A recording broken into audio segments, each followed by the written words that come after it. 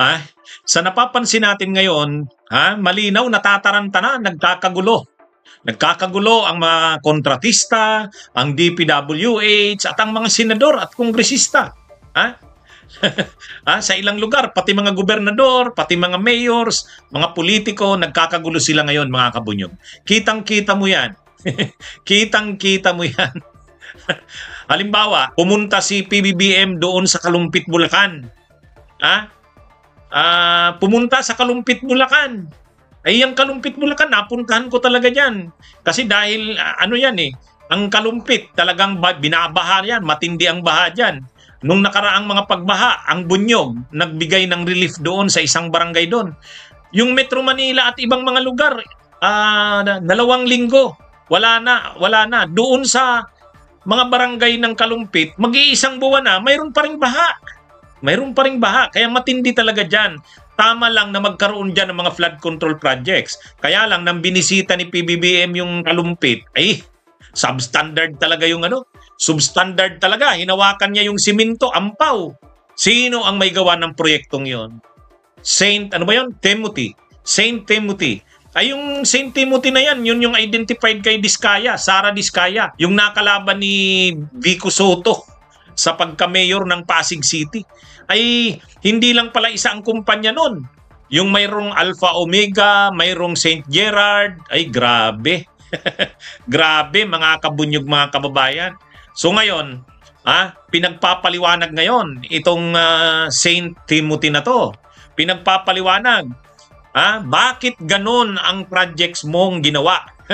Bakit ganun? Substandard. Ang pinag-uusapan dyan, bilyon-bilyon ng mga pundo yan, mga kabunyog. Tapos ganun ang klase. O di syempre, magugulo na yon. Alam nyo, pag mga ganyan, ano ang behind the scenes na nangyayari niyan? Ito, kwento ko sa inyo. Ewan ko kung mag-agree kayo. Ang gagawin niyan, yung DPWH, tatawagan na niyan yung kontraktor. Sasabihin na niyan, pakiayos nito. Bibisitahin ni Presidente, bibisitahin ng ganito, ganyan ang mga proyekto. Paano mo aayusin yun? Palpak nga paano mo aayusin? Sira-sira na nga. Alam nga naman, maaayos mo ba yun sa mabilis na Wala. Kung nangyari dito, yung mga projects talagang pag binisita mo, sira-sira na. 1 taon pa lang, 2 taon. Ay, matindi to. Tapos ngayon naman, mga kabunyog, may nakita tayo, yung governor ng Oriental Mindoro, si Governor Dolor, bibisitahin yung isang flood control project. Hindi natin alam kung sinong kontratista doon. Pero DPWH na naman yon. Siyempre, bibisitahin ni Governor Dolor sa bayan ng Nauhan. Barangay Maulawin yata yun. Kasama niya yung media. Pagdating niya doon, ayaw siyang papasukin. Hindi, ayaw siyang papuntahin doon sa kaya lang kitang-kita mo na sa malayo, giba na yung portion ng embankment. Anong ibig sabihin nun? Ayaw daw, hindi siya sinamahan ng DPWH, yung governor. Dapat magkasama sila doon. Dapat magkasama sila, yung DPWH saka yung governor. Hindi daw sumama yung DPWH. At yung contractor naman, may security siya doon na iniwan. Ang bilin niya sa security, huwag papasukin kahit sino pag walang sulat galing sa DPWH. Anong ibig sabihin nun? Nagkakagulo na yung DPWH noon. Tinatawagan na ngayon yung kontraktor. Huwag niyong papabisita yon. Huwag kayong magpapasok kahit sino. Ang problema, governor yung gustong pumasok eh. Governor yung gustong pumasok. Yan Sino kaya ang nagpatigil doon? Ay siyempre yung kontraktor kasi mai-expose yung kapalpakan. Siyempre yung DPWH, sinabihan din yung kontraktor. Huwag niyong papapasukin kahit sino. Mai-expose tayo. Malilintikan tayo dito, mamimidya tayo. Ganun yan. Nagkakagulo na sila ngayon yan, mga kabunyog, mga kababayan. Sa totoo lang, natataranta na yan.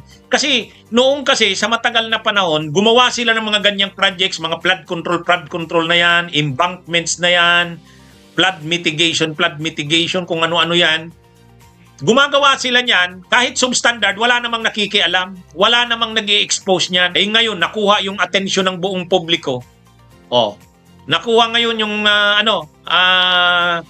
yung tensyon ng buong publiko ay di nagkakagulo ngayon. Yung DPWH ngayon, hindi niya alam kung anong gagawin. hindi alam ng DPWH kung anong gagawin. Siyempre, kasabwat yung DPWH at yung contractor. Yung contractor naman, okay lang sa kanya yan na substandard yung mga ginawa niya, palpak, kahit mahina yung ampaw yung mga simento, maninipis, okay lang yan kasi hindi naman sila pinapagalitan ng DPWH kasi busog din yung DPWH. Pati yung COA busog din. O di ba? Kaya dito ang nangyari dito, yung maraming mga projects na flood control projects, infra projects, bigla ngayong binibisita. Nagkakagulo sila ngayon. Paano mo naman susolusyonan yan? Alangan namang isaayos mo yung nasira na dike o kaya yung mga embankments. Labo-labo, yan ang tamang term. Hindi mo kayang remedyohan yan in a matter of days. Hindi mo yan. So ngayon, ang problema, pag lumabas na dyan ngayon, ang sunod na tanong yan, sino ang kontraktor nito? Sino ang DPWH na may sakop nito? Bakit ganito to? At makikita mo ngayon, fully paid na, bayad na yung mga kontratista. Mayroon pa ngang hindi pa tapos, fully paid na eh. Ay, mga kabunyog, magkakabukingan talaga dito. Magkakabukingan. So, mabubuking dito ang kontraktor. Mabubuking dito ang DPWH. Ang sunod na mabubuking niyan, ito bang kontraktor na to, kanino to? Sinong congressman ang nasa likod nito? O tulad ngayon, naglalabasan na yung SunWest. Kay Saldi ko yan. Chairman ng House Appropriations Committee. Di ba? Nai-expose na. Yung Centerways construction doon sa Sorsogon at saka sa Bicol, 5.16 billion. Kanino pala yon? Kanino malapit yon? Kay Chis Escudero, 30 million nga ang binigay sa kanyang campaign donation noong 2022. O, di ba? Tapos si Bongo, yung kapatid niya, half-brother niya, mayroong kumpanya, 300, ano ba yun? 329 million ba yun? Taong 2023-2024. Yung mga projects ng Bulacan, 12 billion yung binigay ni Chis Escudero para kay Jewel Villanueva. O, imagine niyo yan. Nagkakagulo na sila mga kabunyog, mga kababayan. Nagkakagulo sila. Biglaan kasi lahat ito. Biglaan. Matagal ng kalakaran yan. Tama si Marby. Ang problema ngayon, bigla ngayon, i-inspeksyonin lahat yan. Linagulat ngayon, nabigla ngayon ang mga DPWH, nagkakagulo sila. Kaya ang ginagawa ng DPWH sa isang lugar, sinasabihan yung kontraktor, huwag mong ipabisita yan. Huwag mong ipabisita yan. Ang problema kung ang bumibisita ay mayor at governor. O kasi yung mayor at governor din, hindi siguro siya inabot. O, siguro ang may project nun, congressman na kalaban ni governor. O mga ganyan yan. Kaya sila ang maglalabasan ng baho na yan. Si governor, kalaban niya yung congressman. Yung congressman project niya yun. O sige, pupuntahan ngayon ni governor. Mai-expose ngayon si congressman. Di ba? O, maganda ito mga kabunyog, mga kababayan. Maganda itong nangyayaring ito. Maglalaba, yan. Hindi nila yan kayang solusyonan ng pangmadalian. Kasi, na yan eh. Sirang-sira na eh. Sira-sira. O, yung mga ginawa nilang mga flood control project, sira-sira na. Kaninong project? Kay governor. Ay kay congressman. Kalaban ni congressman si governor. O, tulad nung sa Mindoro, mainit si Governor Dolor. Malamang, ang may project nun, congressman, kalaban ni Dolor. O, gusto ngayong ipakita ni congressman, ay ni governor, na itong project na ito ay kay congressman. O, tingnan nyo. Ayaw siyang papasukin ng kontraktor, nung gwardya ng kontraktor. Kaya mag-aanuhan ito mga kabunyog. Kaya lang ganito yan. Ako may nakikita ako dyan. Tatawag ngayon kay PBBM ang mga kongresista at mga senador. Mr. President, paano ba ito? Paano ito? Ano yan? Naiipit kami, mai-expose kami dyan. Oh. Parang katulad yan kay Duterte noon. Naalala nyo si Gina Lopez? Si Gina Lopez, kasi sinabi ni Duterte, lahat ng mga mining companies na hindi sumusunod sa batas, ipasara. O bigyan ng notice na magsunod sila sa batas. Ano ngayon ang nangyari? pinasara ngayon ni Gina Lopez kasi instruction ng presidente. Ay ang problema, tumawag kay Duterte yung mga mining companies, yung mga Chinese mining companies na nag-finance ng kampanya niya, yung mga malalaking mining companies na nag-contribute sa kanyang kampanya. Ang ginamit ni Duterte headquarters noon, yung kay Manuel Zamora, ay yung building noon. Yung building noon, yata yung ginamit ni Duterte sa headquarters sa kampanya niya noong 2016. Ibig sabihin, ang laki ng tinulong nun sa kanya. Yung mining company na yon, alangan namang ipasara niya yon. So nagreklamo na ngayon kay Duterte yung mga mining companies na pinapasara ni Gina Lopez, tumawag kay Duterte, Mr. President, tinatamaan na kami. Talaga bang ipapasara nyo na ang mga kumpanya namin? Binigyan na kami ng notice ni Secretary Gina Lopez. Anong nangyari? Anong nangyari kay Gina Lopez? Yun, hindi kinonfirm ng CA. Hindi pinaglaban ni Duterte. Hindi kinaya ni Duterte ang pressure. Itong si PBBM, okay, sabihin nating desisyonado siya. Paano pag gumalaw na yung mga senador, mga kongresista at tumawag na sa kanya, nakikiusap? Tinatamaan na kami, Mr. President. Tinatamaan na kami. Hindi yan totoo yan. Sa totoo lang, maganda yung simula ni PBBM. Maganda. Kaya lang, may tatamaan dyan ng mga kaalyado niya. May tatamaan dyan ng mga kongresista, senador. May tatamaan. Ngayon, kaya ba talaga yan ni PBBM ituloy-tuloy? Makikita natin yan sa susunod na mga araw. Baka naman, lang yan, ningas kugon. Parang pang-propaganda lang. Anyway, suportahan natin ang presidente hanggat tama yung kanyang ginagawa. Ang problema mo lang dyan, kung matulad nga kay Duterte, na nung bandang huli, hindi niya na sinuportahan si Gina Lopez kasi kalaban niya na yung mga mining companies. Nakuha niyo mga kabunyog ang punto ko dyan? Pagka tinamaan na dyan yung mga kaalyado ng presidente, tatawag na yan sa kanya. Tatawag na yan. Makikiusap na yan. Pakitigil na, Mr. President. Tinatamaan na kami. Ano ito? Nagkakagulo na ngayon yan. Nagkakagulo na yan.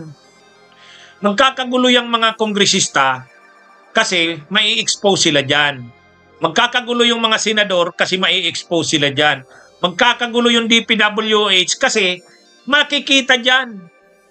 Ito kasing mga DPWH na ito sa mga rehiyon, sa mga district, sumusunod lang yan sa congressman. Sumusunod lang yan sa senador.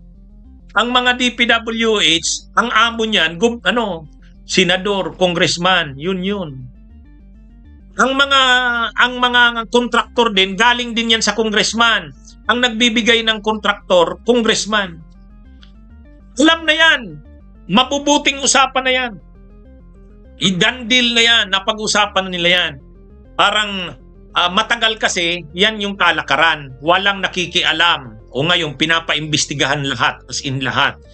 Tapos, linagay pa doon sa social media platform. Yung isumbong sa Pangulo. Lista, nandun ang lahat ng lista ng projects mula 2022. Talagang tinitingnan na ngayon ng mamamayan, ng gobernador, ng mayor, lahat nagkakaano na. Ilalabas nila yan ngayon. Ilalabas nila yan ngayon. Kaya yan mga kabunyog, may expose yan. Ang problema, pag napansin nyo na biglang nagkambyo, biglang tumigil, ibig sabihin yan, hindi kaya ni PBBM. Ibig sabihin yan, may tumawag na sa kanya. Ganyan ang nangyari kay Duterte. Ganyan ang nangyari sa simula, ang lakas ng loob ni Duterte. Di ba? Naalala nyo yun? Linagay niya si Gina Lopez sa environment, DNR. Talaga naman si Gina Lopez, akala niya yun talaga ang gusto ng presidente. Pinadalhan ni Gina Lopez ng sulat yung mga mining companies. Pinasarado. Pinasarado yung mga hindi sumusunod sa mining laws. Ang problema, syempre, yun yung mga nag-finance ng kampanya ni Duterte noong 2016. Yan yung may mga Chinese mining companies, lahat yun. Tumawag na ngayon sa presidente. Tumawag na. Mr. President, tinatamaan na kami. Pinadalhan kami ng sulat ng, pinadlock yung aming mining. Kapag na hindi kami nakapag-operate within 1 month, malulugi na kami ng todo, Mr. President. Ganyan yan. Anong ginawa ni Duterte? Hindi niya naman sinabihan si Gina Lopez na itigil mo na yan. Hindi naman. Pero hindi kinonfirm ng commission on appointment si Gina Lopez. Pwede naman yun, kung talagang si Duterte noon, desisyonado siya, sasabihan niya yung mga congressman, mga senador na nasa commission on appointments, i-confirm nyo si Gina Lopez. Hindi pwedeng hindi nyo i-confirm yan dahil ako ang may programa na talagang ipasara ang mga mining na mapapaminsala. Pero hindi na sinuportahan ni Duterte si Gina Lopez. Wala na. Natanggal na si Gina Lopez. Hindi niya na rin i-appoint hanggang sa masama yung loob ni Gina Lopez. Pag alis sa gobyerno, namatay. Hindi naman siya nagpakamatay, pero na-stress siya ng todo. Grabe yung kanyang passion, sa bandang huli wala naman. Ito, hindi ko hinuhusgahan si PBBM dito. Maganda yung ginagawa niya, pero ang tanong, kaya niya ba talagang isustain niya? Ang malinaw dito, marami ang nai-expose dito, Simula pa lang yan. Kaya nga makikita nyo, halimbawa yung sa Mindoro, sa Oriental Mindoro, yung governor papunta na doon. Bibisitahin yung project, yung flood control na sira-sira. Dapat kasama niya ang DPWH. Hindi siya sinamahan ng DPWH. Siya lang solo. Pagdating niya doon, yung gwardiya, ayaw siyang papuntahin doon. Hanggat wala daw sulat galing sa DPWH. Anyway, ano ito mga kabunyog, mga kababayan? Nagkakagulo na yan. Yung mga kongresista, ini-instruksyonan na yan ng DPWH sa ngayon. Maghanda po kayo, pupuntahan po yung mga projects natin. Maghanda po kayo. Ang iba dyan, sasabihan ng DPWH, arigluhin nyo na ang media sa lugar nyo. Huwag dapat lumabas yan. Gumastos na kayo. Kailangan wag tayong malagay sa media. Malilintikan tayo. Di ba? Di ba? Ganyan yan. Sinasabihan na yan ng DPWH ngayon, yung kontraktor. Ayusin nyo yan kaysa sa pag nalintikan tayo lahat. Tapos ang ating maliligayang araw. Di ba? Ganyan yan mga kabunyog. Ganyan ang nangyayari ngayon dyan. Nagkakagulo na yan, natataranta na yan. Kaya abangan natin ang susunod na mga kabanata. Kaya kitang-kita na natin ngayon. Ang halimbawa, yung pinuntahan ni PBBM doon sa Kalumpit, pinagpapaliwanag na yung St. Timothy. Sigurado na yon. Sigurado nagpe-prepare na yon. At yung mga media, sinasabihan na yan ng DPWH, sinabihan na yung kontraktor, arigluhin mo yung mga media. Arigluhin nyo yung mga media kasi para hindi tayo lumaki.